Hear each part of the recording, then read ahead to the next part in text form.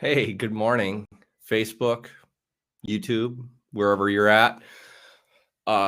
Just hopping on here for a morning watch of some Gary V.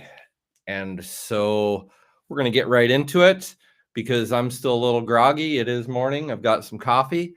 I'm going to throw on how to sell anything on Facebook and Instagram. Gary V episode from 2018, still totally relevant today. I've watched a little bit of this video, so I haven't seen the whole thing. So all of the other times when I've done this, I had already watched the video, so I'd had a little context and maybe an idea of what I kind of wanted to comment on already. So this time I do not have that set up, and we'll see how it goes. Maybe I'll just ramble about nothing important. Maybe I'll touch on some subjects that can help everybody. So let's check it out.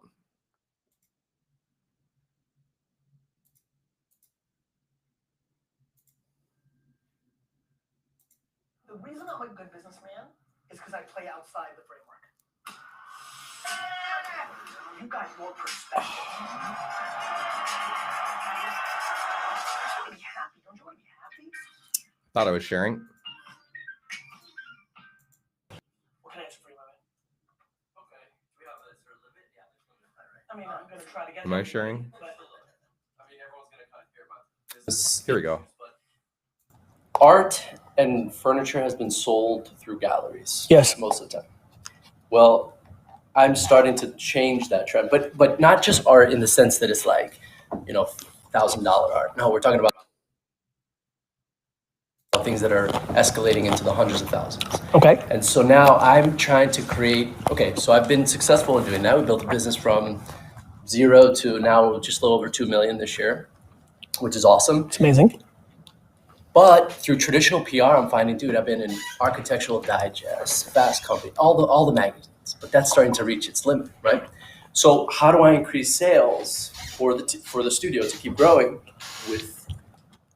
without PR? Yeah, without PR through social media. Yeah. So once I got into Gary V, I started, we started to really go heavy on social, started creating more content. Now actually have a full-time video team that's in-house that's doing. So we're creating a show and also doing a podcast, basically doing everything that you've been saying to do.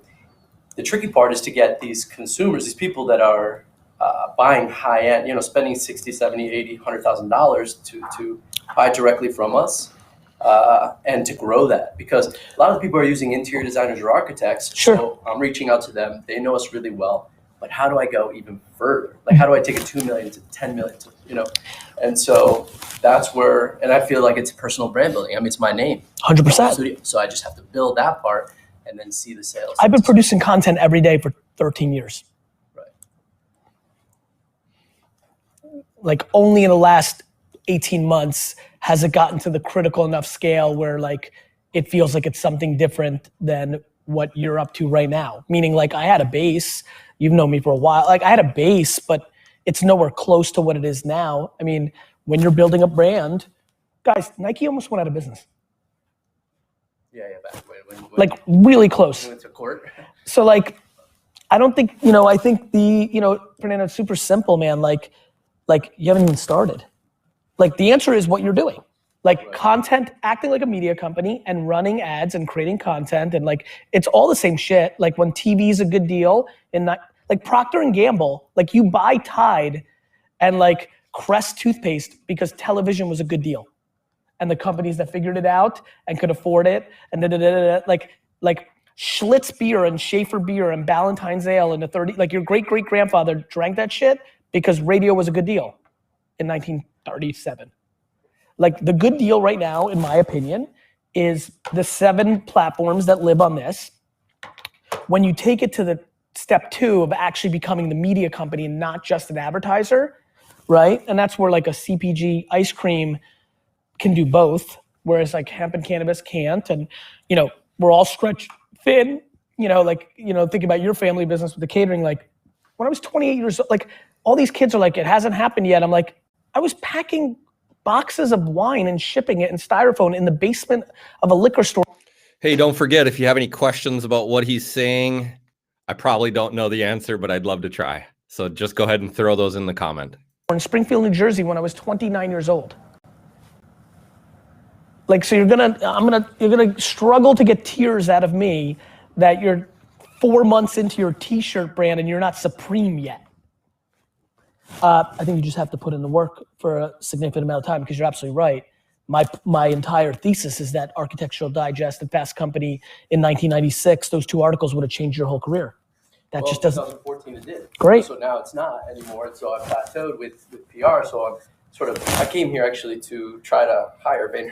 Hey, and that's kind of my whole point of like digital marketing in general. Just because we've seen, you know, our friends or people we know or something hop on Facebook and, you know, in 2005 and rattle off 100,000 friends, and then that's why their business became successful.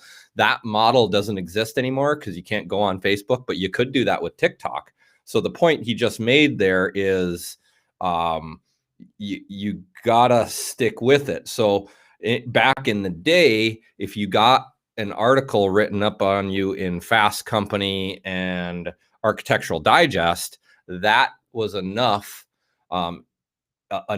attention to completely blow up your brand. And then you made it because of that. That's not the case anymore, but that doesn't mean that you're not supposed to do these things. You're supposed to be in the game so you can play the game, so that you can be aware and prepared when something in the game changes and turns really big, i.e. that would be TikTok, you know, right now or 6 months ago. So media to help us in the next stage. And good news, because Nick knows this, like I'm spending all my time trying to figure out how to help, like, create a business to service SMB. You know, we don't know how to take money here from Vayner unless you're paying us like $2 million, you know, like we have things, but we're not good at taking it, which is bad for a business. So I'm like spending a lot of time on it. But the reason we haven't done it yet, and the reason I'm hesitant, and why this took 5 years to like in my head before I did it, is I'm not gonna take somebody's money unless we can deliver. And at a small base, it's just better to do a lot of things internally. Like the more I realize, I'm like, oh, it's gonna end up being consultant, or this really works. Like you pay $10,000, I'm watching all the people that email Nick, and then he tells me, or I see in the Facebook group, like there's been some crazy shit. What's been like, you're even closer to it? The guy Joe Mullins coming in November. He was in the first group. Okay, and you confirmed. I think he just rattled off that these people paid $10,000 to come and sit at this table with Gary. The personal brand. I think he invested, you know, hundreds of thousands of dollars in his personal brand in year one, and he's the #1 player in the space. And you know, he couldn't be happier with the time he spent here. Yeah. So like I think the biggest thing I can tell you is that you have to make as much content as possible, and you have to spend as much. Like this is where people get crazy. This is a very interesting, subtle insight. People take pride in organic reach because they think there's something special about getting good organic reach in social when the ads are underpriced. So like I literally would like if you didn't have I know you do, because I know some of our limited interactions, but like if you didn't have an Instagram account, right, and something as great as like taco and food and Jersey Shore, like I'd be like, you don't even need to build one, just run ads on Instagram. You probably, you know, it's funny, let me rephrase. I do think having a nice little base for like, I now think people's Instagram account is PR.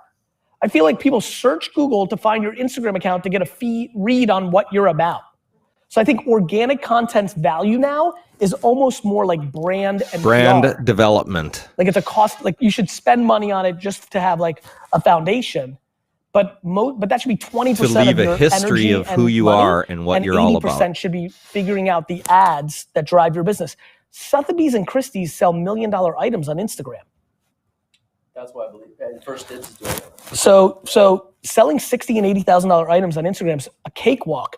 It's about running ads against people that live in Malibu. Yeah, but you know that converting a customer at a $60,000 to $100,000 price point is a tough thing to do in a Facebook or Instagram environment. It's tough to do. Yes, right. But not as tough as people think. Mm-hmm. Meaning, I think so. You know, I'll explain. Give me 1 second because I want to get this off because I don't want to forget it.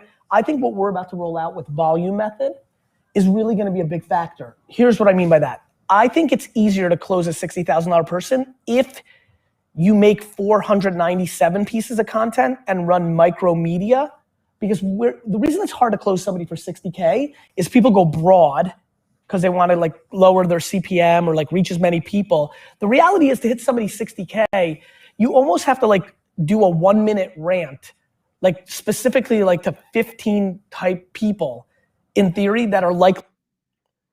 Do you get what he's saying there? So he's just laying the case once again that mass media is dead, and that if you want to sell high ticket items, you have to be even more relevant, and you have to speak directly to your prospect. So a broad general message, once again, we all know, or we should know that a general message falls on deaf ears. So a specific message perks somebody up and gets them listening to you because they feel like you're speaking directly to them. This goes into like good speakers and great keynote speakers. You feel like when you're watching them, they're speaking directly to you, and they're probably writing their speech based on that, because that's how attention works. So to get the attention of a consumer that's going to spend $100,000 on a service or product, you need to much more specifically target them so that they hear you, and so that the solution you're coming up with, doesn't solve a broad general problem. It solves their problem specifically. To buy it and overpay for 5,000 people to see it that don't have any interest to get to the 15. I do it at Target Upper East Side, where I know most of the pieces go, or Tribeca. And then it's Upper East Side, African-American male who works in tech. Then it's Upper East Side, 3rd generation trust fund baby, and you're making a reference to Ibiza.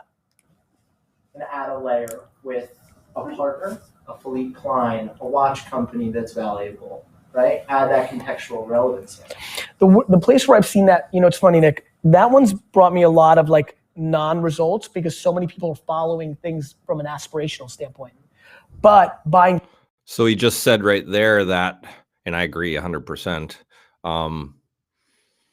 You can't find your audience for high ticket items based on just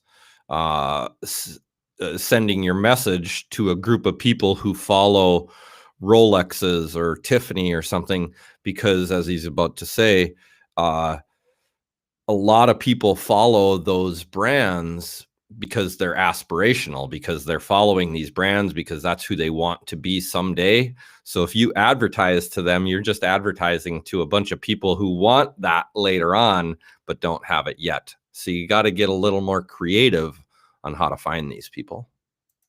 First party data, purchase intent or things of that nature, or creating lookalike audiences on whatever data. So there's what he said is, if you have first party data from that are actually lists of people who have purchased high ticket items, that's an actual indicator that you have a group of people who have money to pay for your high ticket item. The other thing is creating lookalike audiences off of your current client lists in Facebook. And that's simply because the power and the beauty of Facebook and its algorithm is that it can see correlations and relationships between interests, demographics, and psychographics that us as individuals and people, we maybe would understand if somebody were to put it in front of us. But because of the massive combination of like the massive amounts of combinations of characteristics that you come up on, we don't get to see that as easily, intuitively, as the Facebook algorithm does. So he's basically saying, look, if you have 100 people, really you need 1,000, but if you have a list of people that have purchased from you already, make a lookalike audience, because Facebook is going to use the information in your list by looking at the profiles of those people that already bought from you, that it's going to find characteristics and correlations that we don't understand or haven't noticed. and it's going to use those and create a new list of people that have those same characteristics that are quite very, very, very likely to buy from you. You already have. You know, it's been interesting. I often say that, but I'm starting to peel back a little bit. You're already saying that? Yeah, because if you're a fan of Philippe, Yeah. right? Like you think you're high, but so many people are aspirational and they're following high net worth brands, but they're not in consideration set. So you're wasting media dollars because you're not really getting to something. This is where really knowing your craft though. Like I know a lot about wine. So somebody may say, oh, do Opus 1, but I know I can do like Romani Conti Latache. Like you know enough about like comp artists or you know, so there's like if you can get nerdy about what you do, that's always just a very important insight. But I think it's content too. I think one of the but it's interesting about content. I think a lot of people that try to replicate my model aren't able to get away from the business goal. So like if you're doing content, you need to act as if you're Architectural Digest, not Pablo Picasso, and people struggle with that. Like it's the intent behind the content. Are you actually trying to replace the B2B magazine or the B2C magazine or program? Or are you subtly still doing some version of a commercial wrapped up in content? And I think that's, for example, you know, we're about to start a wine project. So my lovely partner in crime is here. I would want us to act more like Wine Spectator than QVC. It's why Wine Library TV worked. You know, when I was a store owner, but I really took, and I thought I was gonna do QVC. Like I tell people a lot, like the origin story is like, I'm about to do QVC. And as soon as the camera went on, I'm like, oh fuck, I need to do like Lifestyles of the Rich and Famous or something. Like I just knew that I couldn't do QV, like it wasn't gonna work. Like if I was just selling. Like I knew that there would, you know, I knew my team would pick 4 wines a show. I knew inevitably I would like some of them. But what was really interesting, it got so clean. By episode 50, all the way to 1,000, I never had a wine on the show that we had more than 5 cases of. I completely went content because I didn't want, it was a lose-lose situation. If I had 200 cases of it, first of all, I was so committed to show, I could pan it and then it would be very difficult to sell. Or I would say it's awesome. Some kid on the wine team quits and just tells everybody, oh, he's just peddling wine. We had 200 cases of that Zinfandel. I didn't want to create the exposure. So, lo and behold, authenticity, value, and honesty are how Gary Vee built his business. I like following Gary Vee. As you get into content, wherever you are on it, I think the part that people struggle with is the intent. When I make content, I am literally in Wikipedia nonprofit mode. You guys know. Like I'm very comfortable making a piece of content of like, buy my sneaker. Like I'm very comfortable to sell when I want to sell, but I'm not disguising selling when I'm putting out content. I still have sneakers. You know, super important. You reviewing another artist's gallery in a video and giving them love because you genuinely like their work is probably the most significant thing you can do for your business. That's a brain fuck. Did you get that? Like, sell your competitors' products for them. And everybody will wonder why. But then what you're doing is... By the way, it's 2020 now. Gary Vee has a company called Sasha Agency that will do your small business work advertising for you. So small businesses, SMBs, you need high power digital marketing and advertising. Look up Sasha. I think it's Sasha Agency, Gary Vaynerchuk. They'll take care of you. You will win when you use them. You're becoming the artist whisperer to a community, not selling your shit. Yeah, I don't want to sell. I mean, you can't sell. You can't sell $100,000. So you need to build trust. Right. You know? I also would like to create less friction in the purchase, right? Because everything's custom. Somebody sees a work of art, they're like, okay, I want that, but it's in some other iteration. Well, they have to email, they have to set up with our team. Yeah, but and like, what are you going to replace that with? Augmented reality? Like there's inherent friction in one-off. I actually think you lean into your friction. So I would go the other way. Inherently, if I was making anything online, you have to reach out to us. Yeah, like I would have like if it's 100,000, you should have like a coffee with everybody. That should be good. Like, but all the digital stuff should be leading to the coffee. Yeah, totally. See where I'm going? Yeah. Instead of like making it feel, where everybody goes with this shit. Oh, we'll fucking do it online. Fuck that shit. First of all, nobody's buying a $10 item. How are some of these websites doing very well? So I'd have to agree with that. For instance, I have a proposal to do for later this week, and the gentleman wanted to automate part of their intake. And I'm like, man, that goes, I don't know if I told him this yet, but I'm like, God, in my mind, I had to think about it some, but in my mind, automating a part of the intake is risky, because you're automating that iffy part of the transaction where somebody's likely to back out. Here's another example. I wanted to do business with an insurance agency for some new car insurance, some new auto insurance. And I liked their motto because it was service orientated. They were like, we're all about service. We're going to serve you well.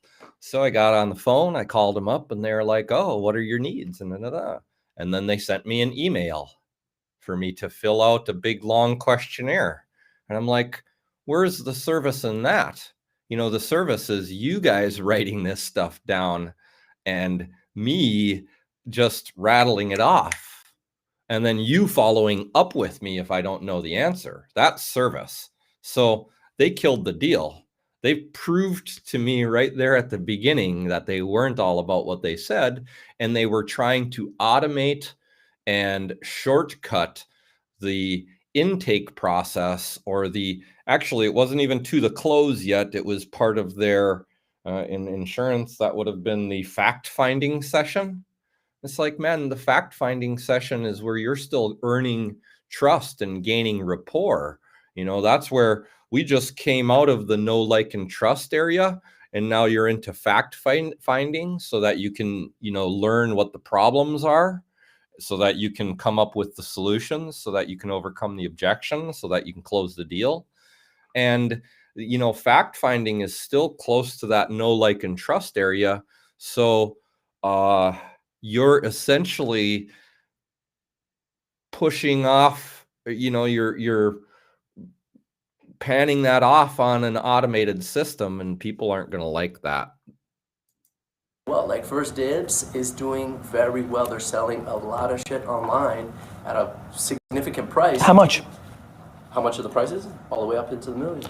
Are they a platform? Yeah. So they're taking consignment. Yeah, basically. So I put products on there. Yeah. People come from all over the globe. They buy, and then because they have the attention. Same reason eBay. Like, they spent the money, whatever I don't know the platform. Yeah, whatever they did to build their brand or customer acquisition or whatever, they became a marketplace, and everybody goes there. So they're doing really well because, first of all, they're doing really well because marketplaces, when they hit it really. Yeah, if we're talking about going into the future, trying to sell stuff, like, nobody's really going to want to come to a retail store. Or I don't believe that. I really don't. Really? I think that nobody's going to want to come there if there isn't added value to go there versus what they think they can do online. Right? So, like, I think people want to do more shit than ever because they want to show people they're doing. And that's the same thing if you're going to create a retail online store and go up against a marketplace. The same thing is true. You have to provide more value than what the person can get on Amazon. So you can't beat Amazon at what they're best at. You have to beat them at what they're not best at, which would be like personalized attention or extra information about the entire industry. Or, there's a ton of ways to beat Amazon. You're just not going to beat them on price and fast shipping and amount of product. Doing shit. People go to wineries and hike and yoga retreat and fucking, why do you think all these weird museums are popping up? People just want to take the photo in the blue fucking balls or in the sprinkles, or like, we are in full PR mode of ourselves, and we are now living our lives for the Instagram photo. People are literally planning their Saturdays predicated on the picture that they can put on.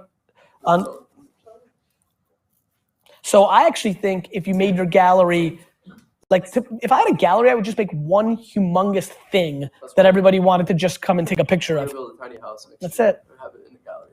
Put people in jail for like 24 hours. Like they come into your gallery and they get locked up. And that would work. Just that's how, you see where I'm going? People will use online because it's lack of friction for something that they don't value doing physically. But if you can give them something of value physically, they'll do that. We'll keep bouncing. Go ahead. So essentially, real quick, I apologize.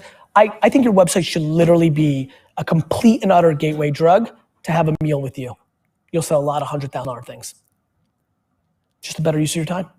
We got so good at the music production side, especially my partner, that when we start putting out our sounds and free stuff, drum kits and stuff, like all the, like, literally it's a sound that sounds like this. And then they put it together with like something that's like a, yep. It's like, yep. You know? So essentially we sold all the different sound kits and stuff, and we took advantage of Facebook groups because everybody in Facebook groups is spamming, check out my SoundCloud. It's like the weirdest, like. Yeah, I know it is. So, but for us, we're like, hey, how about you come get some free resources? So we grew really, really fast, collected emails. Nobody even knew what marketing was in our space.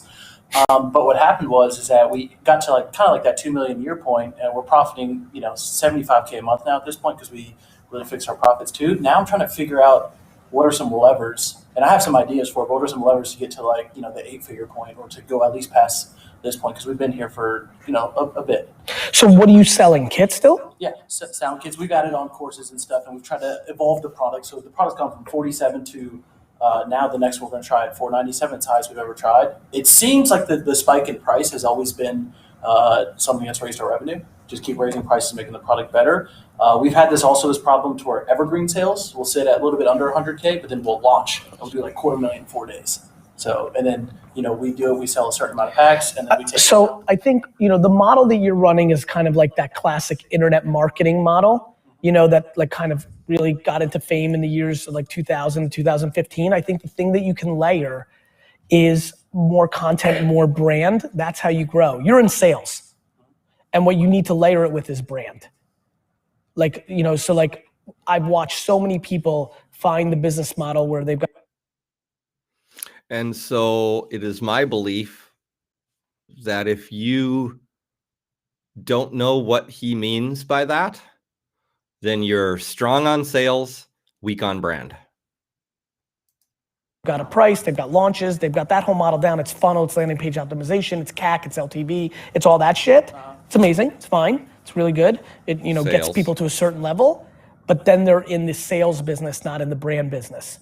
Like a lot of people that fall in love with that model don't think about their logo, don't think about their content, don't think about reinvesting in swag, don't think about putting out a pod, you know, they don't do brand. Like this is why I'm always like, watch what I do, watch what I do, watch what I do. Like, and it's because so much of what I do is predicated on brand, because that is the ultimate leverage. So I think putting out content, like the ultimate what? Recording sessions, like using your, you know, your growth in the space and building relationships. I mean, you're in the best place on earth. Atlanta's the best place. Like, so just tapping into younger artists and doing collaborations and then running ads against their fan base. And there's a lot you could be doing, but a lot of it needs to now be less about math and more about art. Gotcha. So what I was kind of thinking on that, because I have been hearing you talk about that and trying to go into that space. So I was thinking about letting the team still do launches once every 3 months so we have that revenue, and then me and my partner are good at building out the new team to like go forward with that. Is it good to still keep that alive? I like that. And honestly, like my biggest concern is that you're making $75,000 a month. Like you need to be pouring that back into business. Like I'm desperately curious what's happening with that 75K. Yeah.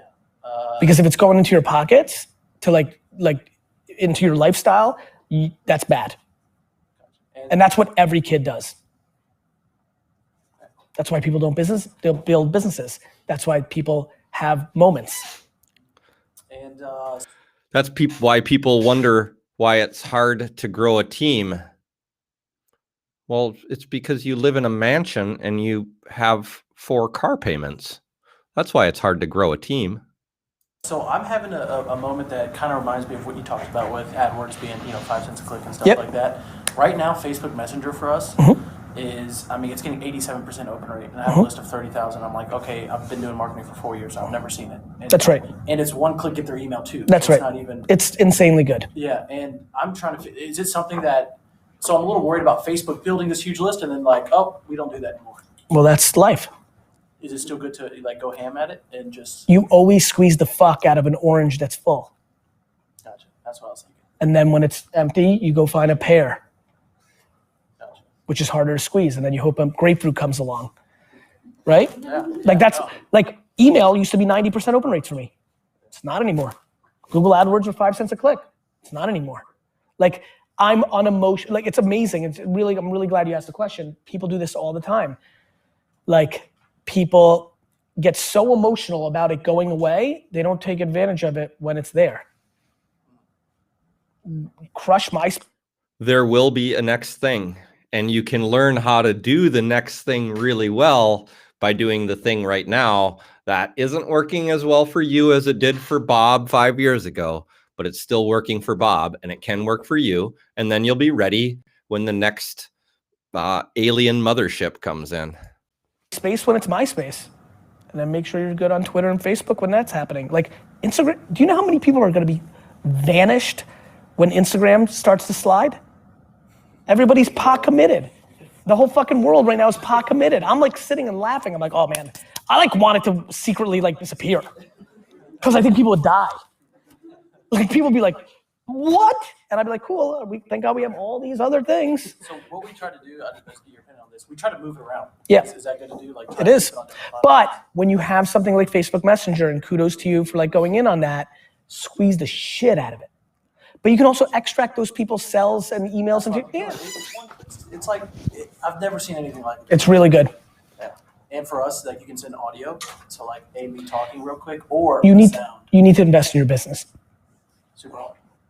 You need to invest in your business. The profit margin you're making needs to go back into the business on things that don't bring you short-term ROI. That's how you build something from 2 to 10. Gotcha. That. I love it. Right? I took Wine Library from 3 to 60, and I was paying myself $76,000 a year. 67, 82, you know? Discipline. Let me keep bouncing. Do you have a question? No, I have a present. Well, that's very sweet.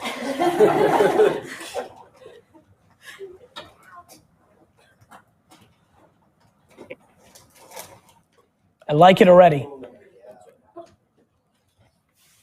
Can I open it in front of you? Sure. How was your trip? That was good. Yeah? I want to keep it going. What can I answer for you? So, in our health brand, I love that. Oh, this is good. I will absolutely wear this. Thank you, my friend. I will wear this Sunday. Thank you so much. Yeah, he saw you at the Browns game. Yes, yes. And he doesn't have his hat. It's awesome. He has a note in there too for you. In here. Thank you. Go ahead. So, since my wife started the company in 2012, we doubled year over year. Yes. Everything. So, Give me 1 second. 2017, we ended up around just under 5 million. Thank you, brother. All direct to consumer Yep. commerce. Yep. And this year we started off on a solid track to hit 8 figures, and it just kind of died off. Why? That's what we're trying to figure out. Like all of our website conversions, like what got cut in half. And The conversions got cut in half? Like, yeah, we're averaging 10 at add to cart and at 6.25 at checkout. Or Did you- final Did, checkout. and did you change the media you were spending? Were you getting less qualified leads?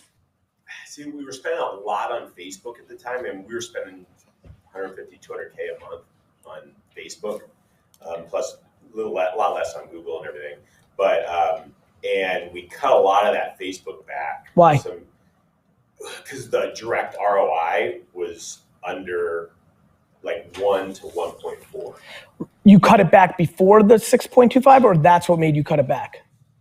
No, we cut it back after that. So we're getting good conversions on the website, but the ROAS that we were spending from our Facebook ads, like when we How many different pieces of content were you running? We were running. Well, see, that was the thing too. Is we were running probably 20 different ad sets to multiple. We had 60 SKUs, as I mentioned, and so our ads. Just to get everybody on the same page, for this white sneaker, for his sneaker, we had certain ads that were costing us $62 to get somebody to buy, and some that were $12. The thing that nobody has really talked enough about, and this is really where I'm going, is the sheer amount of content. Here's what everybody does. It worked. So I'm yelling for 5 fucking years because it's so good that you could be a dope and it works. Right? Yeah. Like you didn't know what the fuck you were doing day one and Facebook was returning and you're like, oh shit, Gary's probably right. Right? Like that's what was happening. Yeah. Then it gets more competitive. Shit changes. What everybody does then is they take their 20 pieces of content, it gets 20, and they got 400 cohorts and what have you, and they're like, oh fuck, Facebook's not as good anymore, let's stop.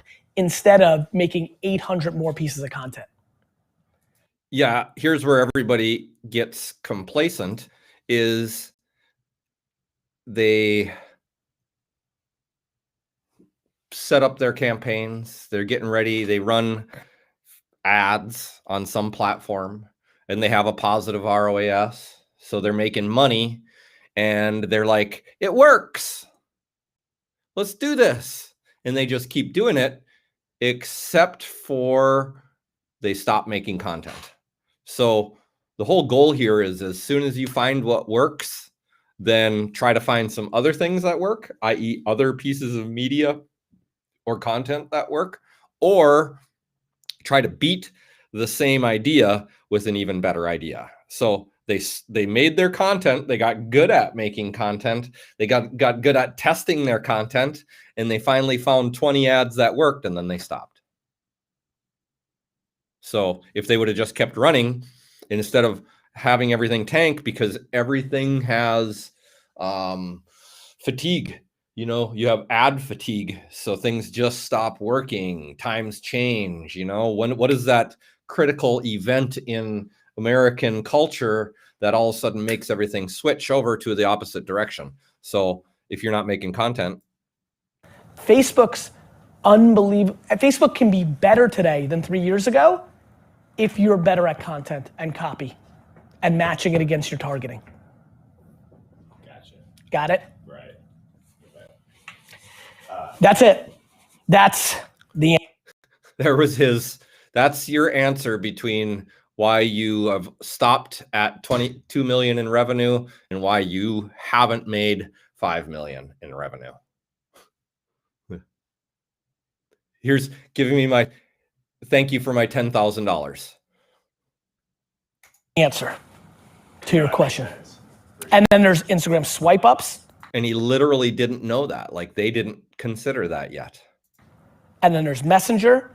Right. When we've been working on Messenger, like doing stuff through it, and we've mostly been using it to send people to when my wife does a live with education content and everything else. And all of a sudden, I happened to click on something. It was like we had 300 one-star things like, why are you sending me messages through Messenger? And we had a warning from Facebook and all that stuff. And we have not as many as you, but probably 17,000 or whatever Messenger ones. And we'd send out a Messenger push, and we were getting 87 to 90% opens and click-throughs. Well, just real quick, I've never actually sold them anything on Messenger. I was getting free. We weren't. We were sending them to a free live training and stuff on how to keep your teeth healthy or something. There was so many ways that people got into Messenger that they didn't know. That's why they were that's what they were upset about. I don't know the details. Yeah, but is there a way to kind of clean it up? Yeah. You could send one message to get them to unsubscribe if they don't want it. Gotcha. Go up front. Yeah. Hey, you're better off having 4,000 people give a fuck. for sure. Yeah. Okay. Yeah, that makes sense. And okay. And then the other one more around culture. Yes. So as we're right around 35 to 40 people on our team. Yes. Brand development. Yep, of course. Culture, brand development. I mean, I see some people, we have, on our team, I guess, what's the best way to create a good culture where people are like watching your team and when I came up before, I mean, just seeing how your team interacts and stuff? I think as small as 35 people, you should have dinner with every single employee and ask them what makes them happy in life. Okay. Because you have employees of those 35, you have some people that want to make $2 more an hour. Sure. You want somebody who wants more Saturdays off. You want somebody who wants to be a manager now. You have somebody who was happy yesterday, but they fell in love and now they need more time at home, more money, title, work-life balance. Rick, you'll find out if you interview 35 people that there's something weird going on with Rick. You may have to fire Rick, And so when I hear about companies that have under 50 employees, I can't push them enough to do, the one-on-one hand-to-hand combat. Yeah, okay. That's the answer. I was in a discussion the other day and the person asked me, why? Nope, I better not answer that. Never mind. It got political. I'm out. Yeah, we started doing like 6 months ago, like a monthly vision meeting with the team. It's good. We call out like, hey, it's good. And so, but yeah, like the one-on-one is where you can start building on the third meeting on the one-on-one, Susan will actually tell you about Rick because in the first one they won't. Right. Yeah. You have to build a relationship. What's the cadence of those meetings? The smaller the company, the more often you can do it, Mine are like, I text Theo at 11:30 at night when I'm flying back from something and be like, yo, and we're like, I'm not kidding. He'll tell you, like whenever I can get to it, kind of like trying so hard, Cool. Genuinely don't know where to start. Yep. But I'm at a different point. than a lot Yep. of people here. Yep. Just taking over, and in fact, some of the content I was really resonating with from you specifically was not just stepping in and taking control of any one thing. So I'm in the mode I was talking to Nick, of just kind of freezing everything to kind of Taste. observe and taste. Yep. How many employees are there? Well, it ranges because we have a lot of front of house people. Yep. Anywhere between 30 and 40. Which you can't imagine how much equity that builds with the 30 to 40. And you've been around the whole time, just like I was, but it's still going to be amazing. Yeah. So, and to give you some context, I pay myself as little as possible. Yep. I flip on the weekends. Amazing. But What do you flip? everything in it. Like literally that garage, like yard, like that stuff? Yeah. What's the best? I'm sorry, I'm so obsessed. What's the best thing? Training in Oregon right now. I know. What's the best thing you found this last 6 months? I found an antique batting set, and How much did you buy it for? I bought it for just under 200, And what'd you sell for? a little over 800. I love that shit so much, man. I like live on this shit. Keep going. Pretty cool. Anyway, so something that I deal with, we were hit super hard during the crash, 2007, 2008. Okay. We lost over 50% of our business. Yep. And, my mom was Freaking out. not in a good Yeah. space. Yep. She was getting divorced at the time, actually. Yep. Um, So how the business is now structured with you taking over is everything.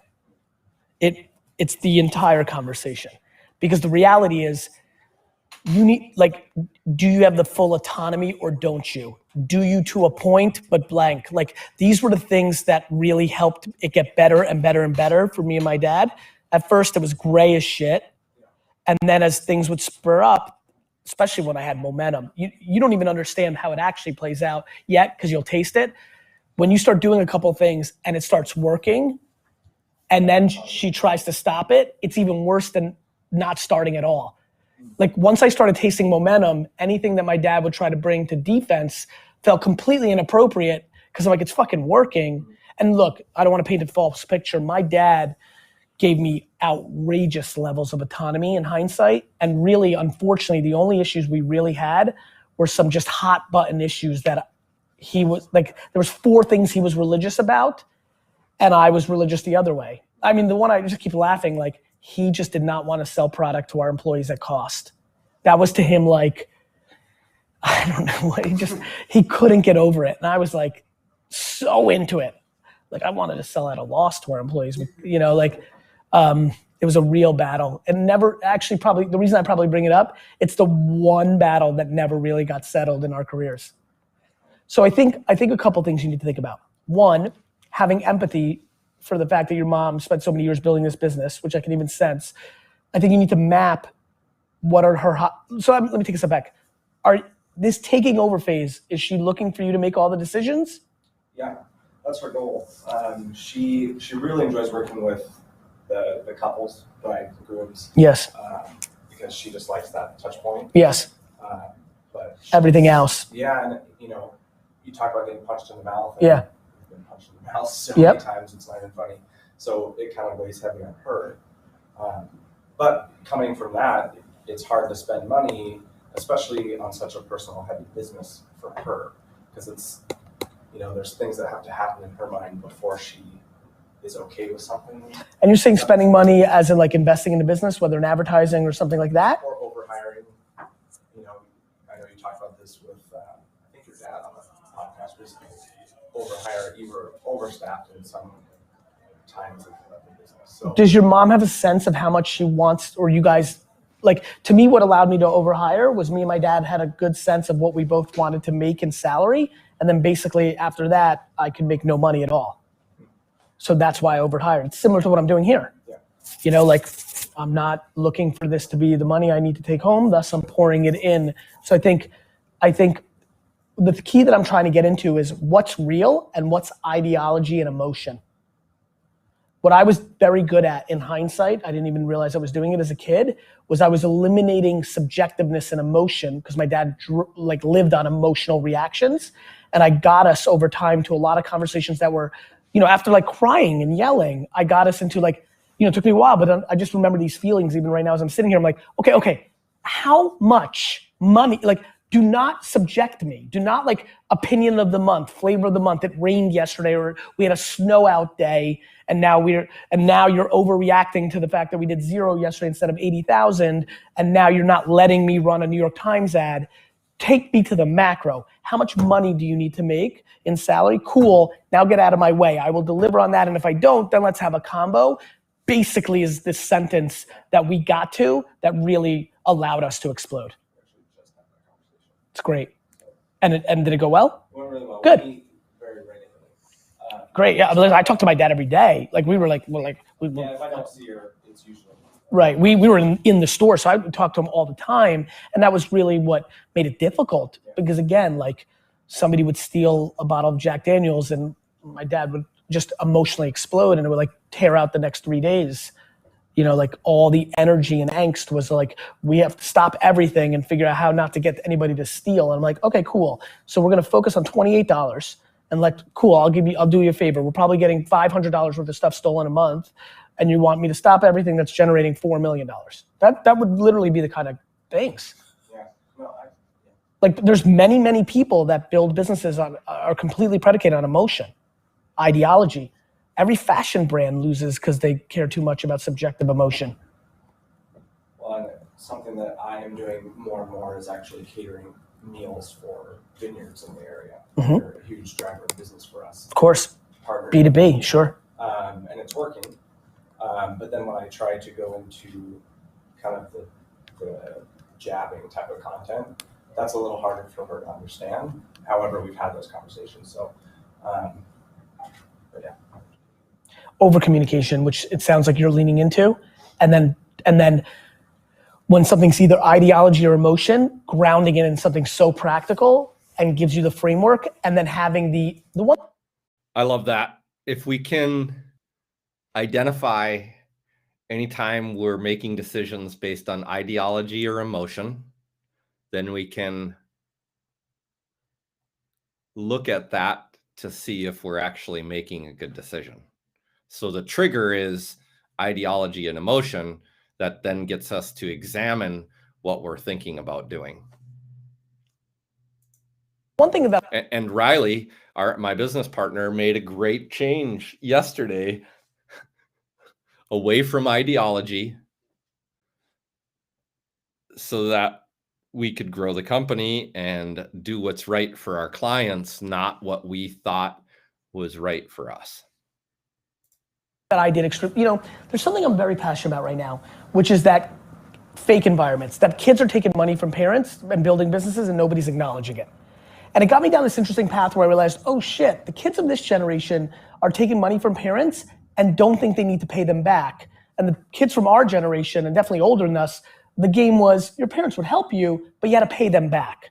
And something in that is just sticking with me that I haven't, fully got to something, but it's kind of where I'm going right now, which is like I said to my dad, I'm like, look, I'm willing to listen to everything you say if I'm unable to deliver on what I'm telling you I can deliver on if you give me this room.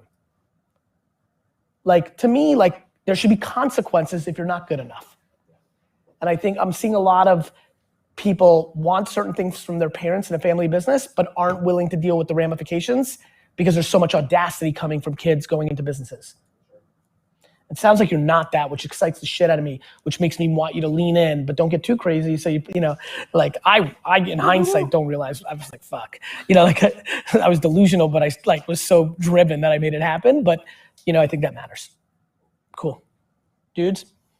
Yeah, so I kind of already know the Yep. answer to our problem. I know you do. So like what subtlety underneath that might be a good exactly. Like, let me give you a good example. You should have an intern who DMs influencers until the account gets blocked on 40 different accounts all day long, every day for life. Completely agree. And do that. Good. But like you heard the last part, you're gonna regret it. Do it. Does that make sense? Absolutely. Like, if you don't have at least one person at minimum wage who's just a scrappy kid who this kid fucking had a board on his head. No, but I mean, this is super important. This is what people don't understand. This 3 years ago. Good. 3 years ago, you got paid how much by that fucking mattress or Subway or whatever? It was 15 an hour, and I was in like outfits. Right. Literally goofy outfits. But in him had the ability to go from zero to build $2 million revenue business. Hi there. You're in You Boulder. wanna go outside? Go for a There's walk? unlimited fuckers up there who like can work for 13 hours a day or whatever is appropriate and legal, because it's fucking Boulder. It might be 2 hours a day. I don't know how you guys fucking do it. But like, you should have 3 people. Absolutely. And then another. You know what I mean? Because we all say we do it. Yeah, no, I mean, to your I point, do. we do have it, Tell me the truth. focusing on- On a very serious note, on a true question. Do you have one person who fully spends 10 hours a day DMing until he's blocked or she's blocked on 13 accounts? There's probably one person that does that like 4 hours a day. Great. Every day. How big is your business in revenue? Couple million. You should have 3 full-time people at minimum wage doing it. Yeah. It's the influencer version of you're gonna be upset that Facebook went away. Mm-hmm. What if they change the DM rules? Let me rephrase. What happens when they change the DM rules? Oh, I know. I mean, I've been thinking about that every day. I love the DM. I basically every single time somebody follows us, do the bot thing and send them coupons, and like people give a positive response because I'll go back in and then engage, so it doesn't just seem like a bot, and engage that conversation. How do they see That it if it totally goes to helps. other? How do they see that? How do they see those? Also, too, what do you mean by different? People check their other. People check their other. But not everyone. Cool. Yeah. Not everybody fucking does anything. Right. It's just math. Yeah, you're right. Like, this is Send out more and more and more. the whole game is scaling the unscalable. Everybody's looking in this tech world to find the scalable thing. The magic's in the unscalable part. We're building part of like our wine business that if you buy the club, there's a SMS sommelier service that you get, which is like literally like you go to a nice, restaurant in Cleveland and take a picture and be like, what wine should I drink? And me included at first, we're gonna tell you. I'm gonna look at the fucking picture and be like, the late Harvest Zinfandel with your dessert would be great. I scale the unscalable. Guys, every single piece of written word on Twitter and Instagram is me. If I've ever DM'd you, if I've ever replied, if I've ever hearted yours, that's me. I scale the unscalable. I'm as busy as they get. So I'm definitely not crying tears for anybody else. Definitely. And then, from a B2B side, our main business has been selling food to grocery stores, but now we're in this position where we have a semi-established brand name, semi-trusted name in our space. Right. And so CBD is obviously becoming a very big thing. Becoming a billion. All right. I mean, this was a great video. We're 40 minutes in. I'm an hour or so into this recording. So if you got any value of this, great. Out of this, great. Definitely go watch more Gary Vee. The dude's wicked smart. And on that note, I am going to go scale the unscalable and do a little bit of workout. See y'all later.